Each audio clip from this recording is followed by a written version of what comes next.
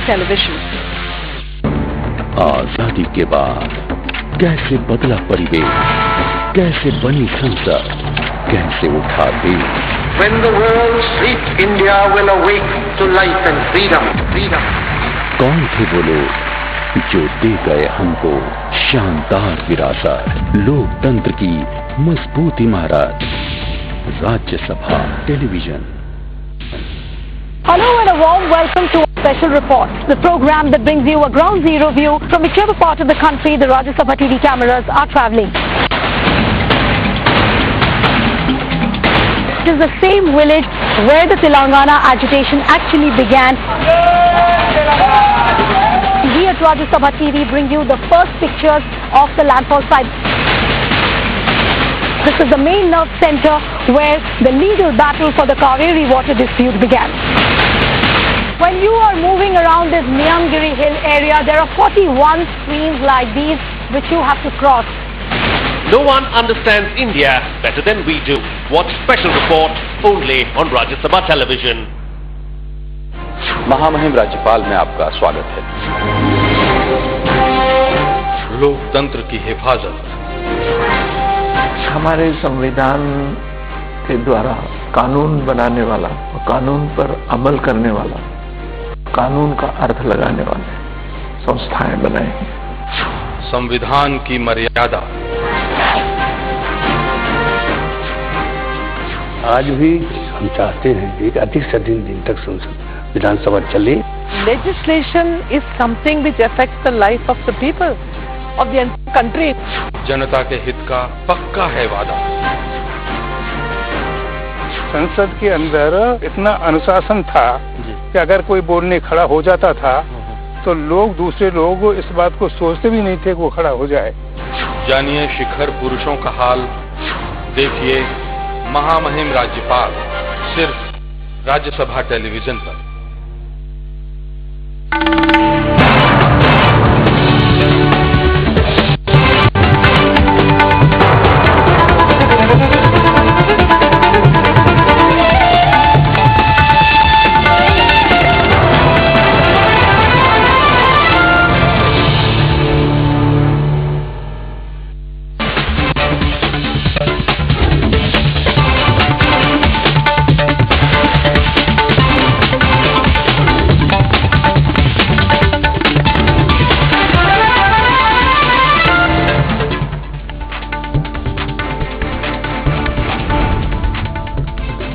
नमस्कार, स्वागत है आप सबका। दिन भर की तमाम बड़ी और अहम खबरों के साथ हम हाजिर हैं। मैं हूं कवीन सचान। नमस्कार, मैं हूं आरफा खानम शेरवानी। आइए नजर डालते हैं हेडलाइंस पर।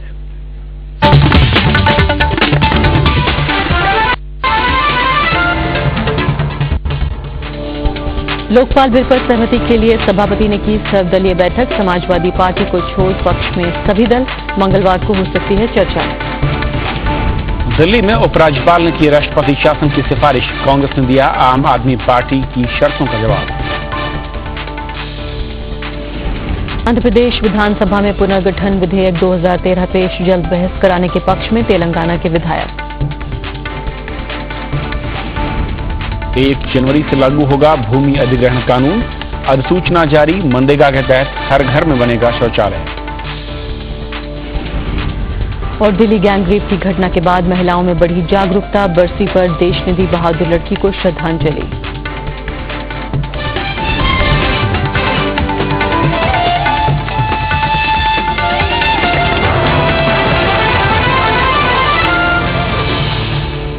और आइए देखते हैं आज की पहली खबर।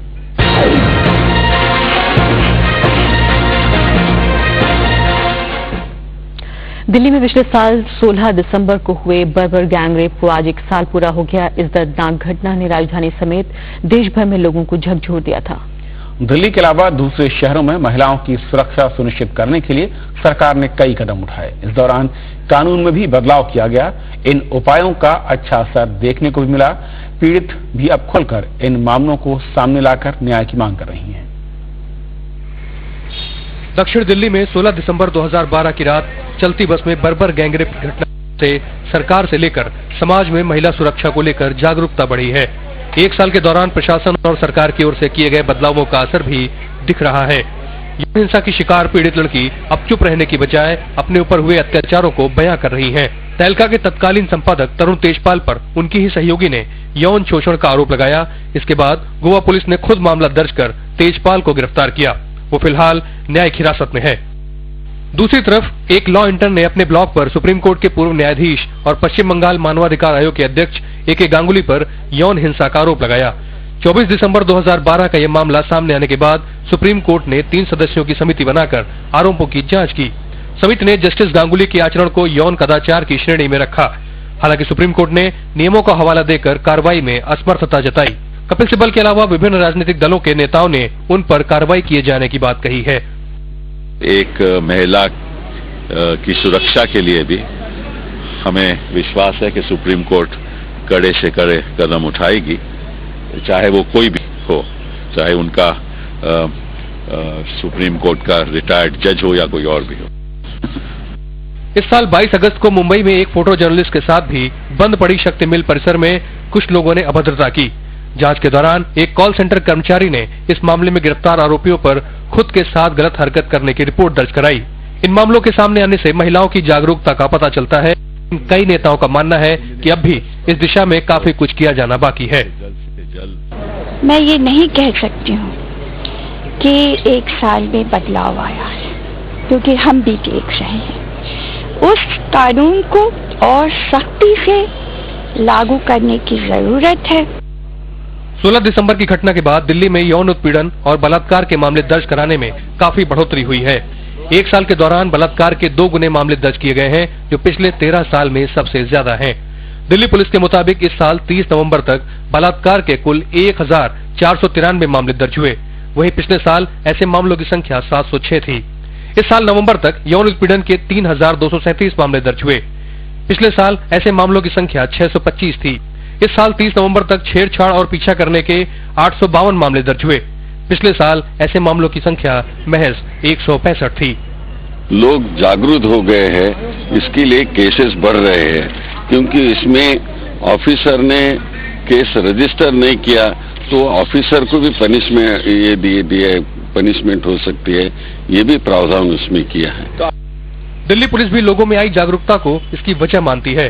पुलिस के मुताबिक पहले इस तरह के मामलों की शिकायत नहीं की जाती थी, लेकिन अब इन मामलों की शिकायत होने लगी है।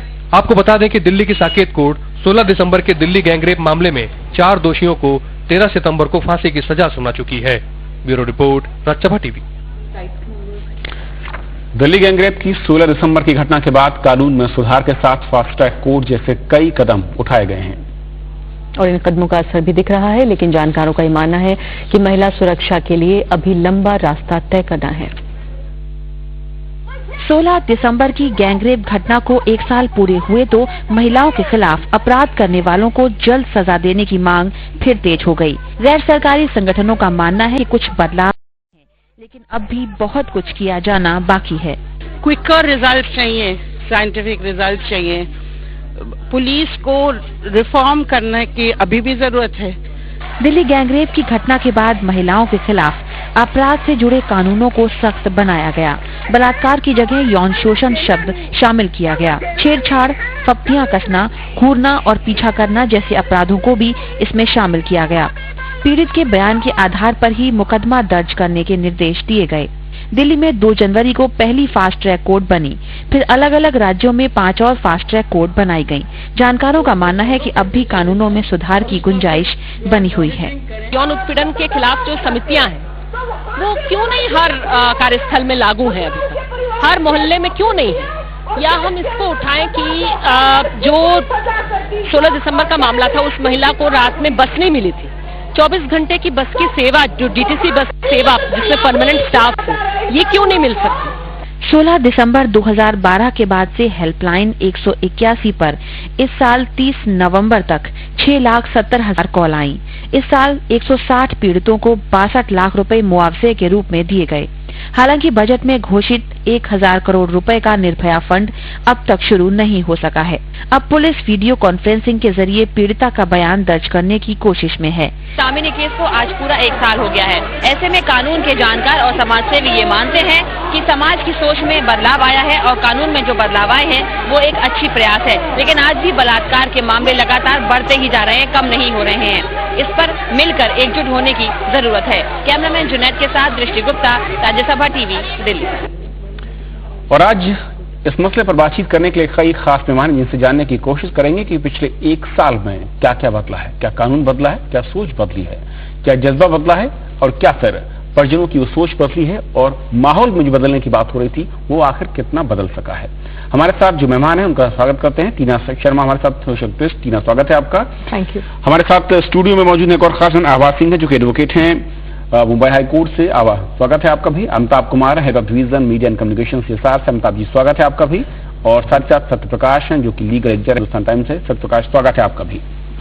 शुरुआत में करना चाहूंगा सबसे पहले तो आवाज आपसे ही, पिछले 1 साल के बाद जिस तरीके के हालात थे, न सिर्फ दिल्ली की बात करें बल्कि तमाम मेट्रोज की, आप मुंबई से भी जुड़ी हुई हैं, समझा सकती हैं बेहतर, कानून बदला, क्या वाकई उसके बाद माहौल और जो सोच की बात हो रही थी वो बदलता कुछ नजर आया है?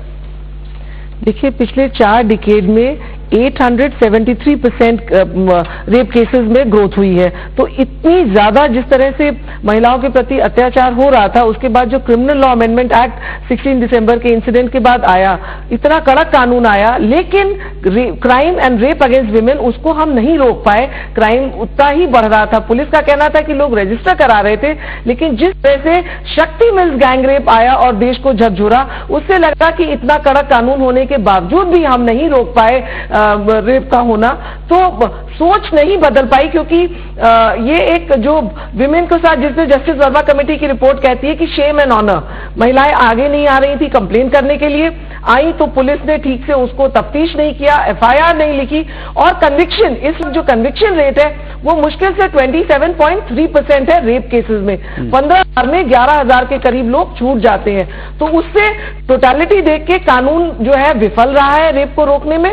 मीडिया जरूर जागा है, पब्लिक जागी है, कंप्लेन्स आगे आई हैं, लेकिन हम रेप को प्रिवेंट नहीं कर पाए हैं। यही चीज बड़ी आपने महत्वपूर्ण बात की कन्विक्शन को लेकर, लेकिन कन्विक्शन न सिर्फ रेप केसेस के मामले में जो महिलाओं की, ओवरऑल जो भारत का कन्विक्शन रेट है, चाहे वो भ्रष्टाचार के मामले हो या टेररिज्म के मामलों में, तो बहुत ही लो है। आपको नहीं लगता है कि in general law and order की समस्या है, जो हमारा इन्वेस्टिगेशन और कन्विक्शन का जो पूरा एक प्रोसेस है उसकी समस्या है, बजाय इसके कि सिर्फ महिलाओं के केस में इसको हम देखें?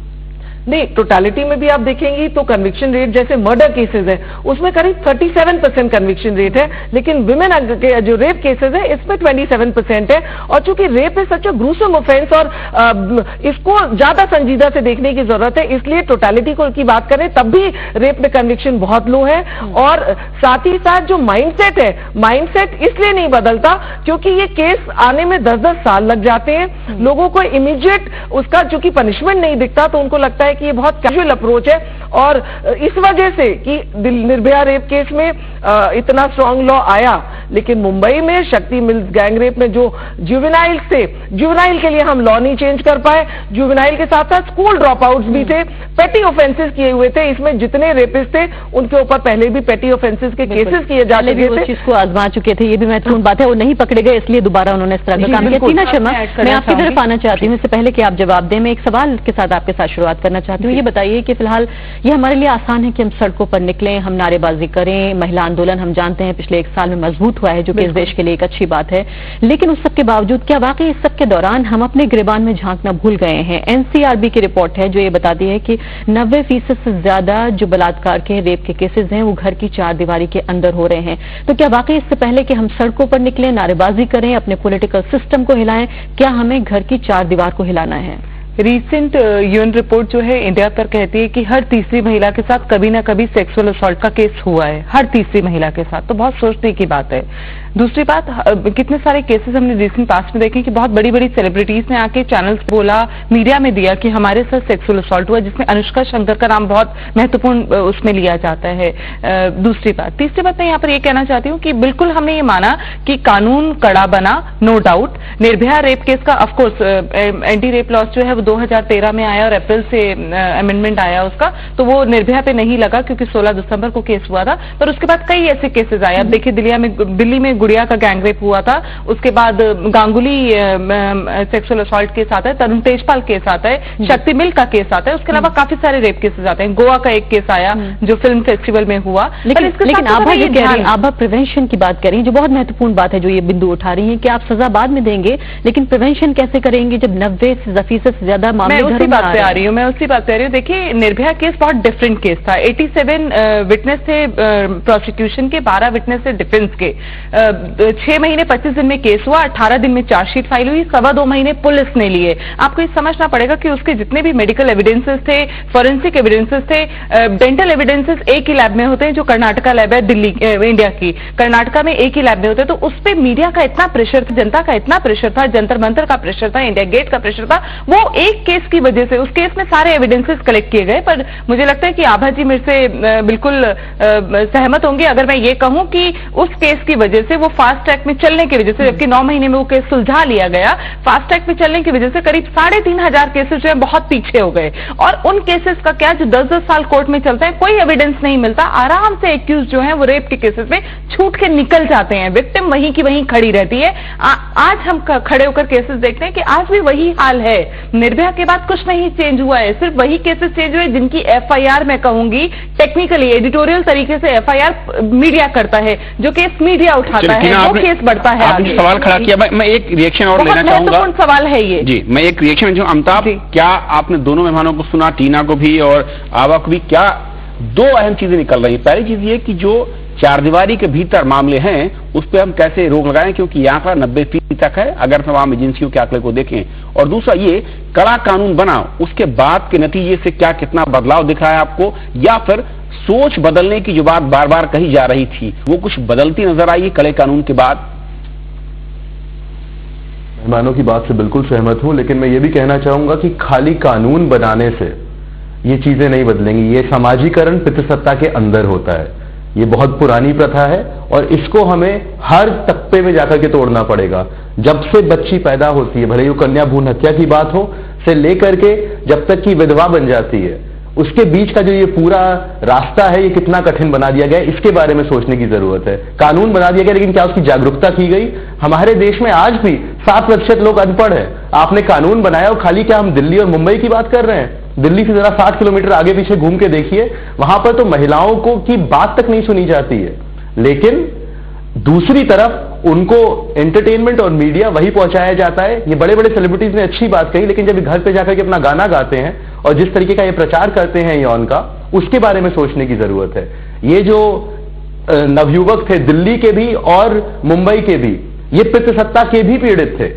इस जुवेनाइल को जो जेल में डाला गया 3 साल, ये 3 साल के बाद जब बाहर निकल के आएगा तो क्या ये एक अच्छे व्यक्ति की तरह समाज में रह पाएगा? तो अमिताभ कुमार, क्या आप ये कह रहे हैं कि पितृसत्ता यानी पैट्रियार्की जो है वो महिलाओं के खिलाफ जो हिंसा है, अत्याचार है, उसके लिए जिम्मेदार है पूरे तौर पर? पूरे तौर पर, खाली ये महिलाओं के खिलाफ नहीं, पुरुषों को भी आप देखिए। अगर आज जो दिल्ली के अंदर एक बहुत बुरा सा सुप्रीम कोर्ट ने कहा है, 377 के बारे में बात कही गई है, तो जो हमारा संविधान है इसके अंदर जब भी सेक्सुअलिटी की बात आई है, जब भी विमेन लिबरेशन की बात आई है, जब भी आधुनिक सोच की बात आई है, तब हम 200 साल पीछे चले जाते हैं। आज हमारा वक्त आ गया है कि हम इसको एक नए प्रकार से सोचें। एक नया भारत जागरूक हो रहा है। इस भारत को अब जरूरत है कि नए प्रकार के कानून है। लेकिन अमिताभ, इसके लिए एक और आर्ग्यूमेंट, एक और जो दलील है वो ये है कि आपने कहा कि पढ़ा लिखा होना, टीना ने भी जिक्र किया कि पढ़ा लिखा होना बहुत महत्वपूर्ण है। आपने कहा पेट्रियार्कल जो सिस्टम है सोसाइटी का वो खतरनाक है, लेकिन इसके अलावा बड़े बड़े हाई फाई जो हम जिसे सर्कल्स कहते हैं, वहां पर भी देखिए, वहां पर भी महिलाएं सेफ नहीं है। वो एम्पावर्ड महिलाएं, वो महिलाएं जो शायद जिनके ऊपर अमिताभ जिनके ऊपर जिम्मेदारी थी दूसरों की आवाज उठाने की, वो उनकी आवाजें दब रही हैं। ये जितने भी जज बने हैं इनको कभी जेंडर के बारे में पढ़ाया गया है? कभी पितृसत्ता के बारे में पढ़ाया गया है? सेक्सुअल एजुकेशन तो आप लाना ही नहीं चाहते हैं, क्या कहते हैं, ना स्कूलों में ना कॉलेजेस के अंदर। एक जनाब थे कर्नाटक पार्लियामेंट में, उन्होंने कहा कि ये तो हमारा कल्चर दिखाता है, और फिर उसी पार्लियामेंट में बैठ करके अश्लील पिक्चरें देख रहे थे। Very right. तो एजुकेशन सिस्टम के अंदर आप इसको कब लाएंगे? बच्चों को कब पढ़ाएंगे? पंचायत में इसके बारे में कब बात करेंगे? सत्यप्रकाश, शायद ये कहना एक ही ब्रश से सबको पेंट कर देना होगा कि उनको पढ़ाया नहीं गया और शायद पितृसत्ता के बारे में पढ़ाया जाता, या फिर उनको जो जिस तरह की बात अमिताभ कर रहे हैं तो शायद इस तरह की चीजें नहीं होती। आपको क्या लगता है? आप कानून को बहुत बारीकी से देखते हैं। सत्यप्रकाश, के मामला ये कानून का है, ये मामला सियासत का है, ये मामला समाज का है, ये तीनों का है? देखिए, कुछ हद तक मैं अमिताभ जी से सहमत हूं कि कानून बदलने से समाज नहीं बदल सकता है, यहां तक वो सही है। लेकिन एक ही ब्रश से सारे लोगों को पेंट कर देना कि सारे जजेस ऐसे ही हैं, ऐसा नहीं है। आप अगर याद करें तो विशाखा वो सुप्रीम कोर्ट ने दिया था, और सुप्रीम कोर्ट के जजेस को even before parliament could think about it, अभी हमारा कानून इस बारे में अभी इस साल आया है, 23 अप्रैल को नोटिफाई हुआ है, लेकिन आज से इतने सालों पहले सुप्रीम कोर्ट ने इसके बारे में कानून लाया।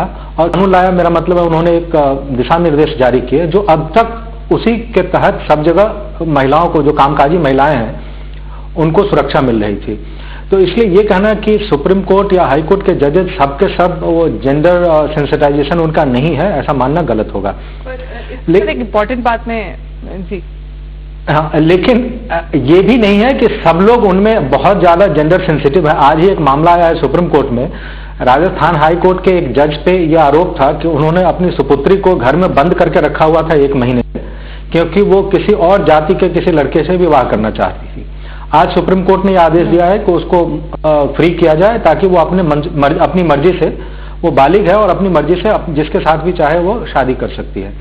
तो ये जनरलाइजेशन करना ठीक नहीं है कि सारे जजेस अच्छे ही हैं या बुरे ही हैं, लेकिन हाँ, जुडिशरी में भी एक तबका है जिसको हम कह सकते हैं कि वो बहुत खुले दिमाग से काम नहीं कर रहा है, और उनको सेंसिटाइज करने की जरूरत है। चलिए सत्यप्रकाश, मैं लौटूंगा इस चर्चा में और आप सभी मेहमानों से एक और अहम मसले पर राय जानने की कोशिश करूंगा। उससे पहले दिखा दें हैं कि दिल्ली गैंगरेप की घटना के बाद बलात्कार के खिलाफ नए कानून को और ज्यादा सख्त किया गया।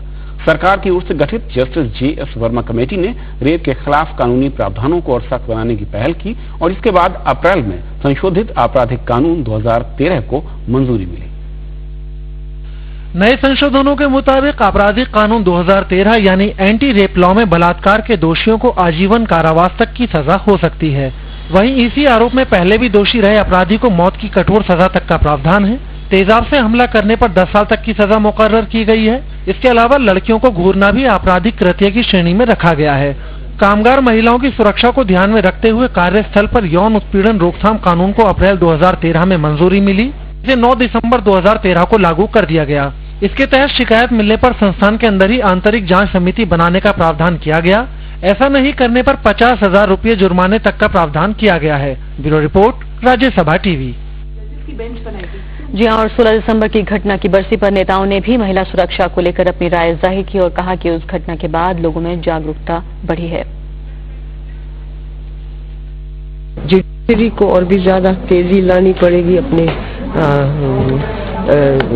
जो वो करते हैं, अपनी जो राय देते हैं, जो अपना ऑर्डर्स पास करते हैं, कुछ तो अवेयरनेस बढ़ी है। दूसरी बात तो ये है कि सरकार भी जागी है और सिविल सोसाइटी भी जागी है। तो 5 चीजें जो बहुत जरूरी होती है, कानून का कड़ा होना, कानून का एग्जीक्यूशन उसका कैसे हो रहा है, तीसरी बात की उसके अवेयरनेस के कार्यक्रम, चौथे हैं मीडिया की भूमिका, और 5वां सिविल सोसाइटी की भूमिका।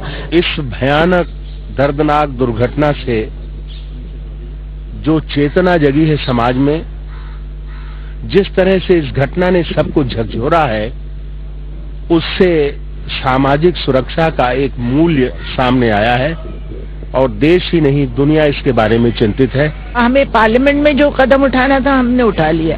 एक बहुत अच्छा मजबूत कानून बना के हमने सरकार को दिया। अब इम्प्लीमेंटेशन के लिए उसके रूल्स फ्रेम होना है, उसको इम्प्लीमेंट करना है, और जो जो वादे करे थे सरकार ने उन वादों की पूर्ति करना पड़ेगी। सेंट्रल गवर्नमेंट को इसके बारे में जरूर सोच विचार करना चाहिए, और उन्होंने कमिट किया है तो उसको पूरा करना चाहिए महिलाओं की सुरक्षा को लेकर। हमें तो कोई बदलाव देखने को मिल नहीं रहा। उल्टा जो किशोर वय का लड़का था उसकी सजा जो है वो नाकाफी थी, क्योंकि असली अपराधी वही था, और कोई ना कोई रास्ता उसको दंडित करने का निकालना चाहिए था। तो आबा, जिस तरीके से कुछ राजनेताओं को भी सुना कि और खासतौर पर जो 5 उन्होंने अलग अलग एलिमेंट बताए जरूरी थे, इन सब में कोऑर्डिनेशन एक बड़ी चीज नजर आ रही थी।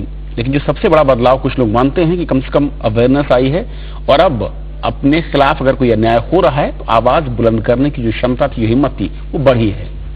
जी, ये बात मैं बिल्कुल सही मानूंगी कि अवेयरनेस आई है, मीडिया ने इसको बहुत अवेयर किया है लोगों को, महिलाओं में ताकत आई है कि वो आके बाहर निकल के शर्म और लज्जा का वो जो चोगा पहनाया गया था कि रेप से उनकी शादी नहीं होगी, उनके साथ डिस्क्रिमिनेशन होगा, उसको वो निकाल के रेप को एक क्राइम समझ रही है और क्राइम के तहत वो पुलिस स्टेशन में आके FIR कर रही है। और इसीलिए जो है आप देखिए, चाहे तेजपाल हो चाहे आसाराम हो, कई बड़े बड़े नाम जो नामी दिग्गज जो थे वो जेल की सलाखों के पीछे है। तो बिल्कुल महिलाओं का सामने आना, FIR लिखाना, और पुलिस का भी, पुलिस ने जिस तरह आसाराम के केस में 0 FIR करके दिल्ली में FIR रजिस्टर करके जोधपुर ट्रांसफर किया, मुझे नहीं लगता कि इस कानून के आने से पहले ये होता, ये FIR लिखी ही नहीं गई होती।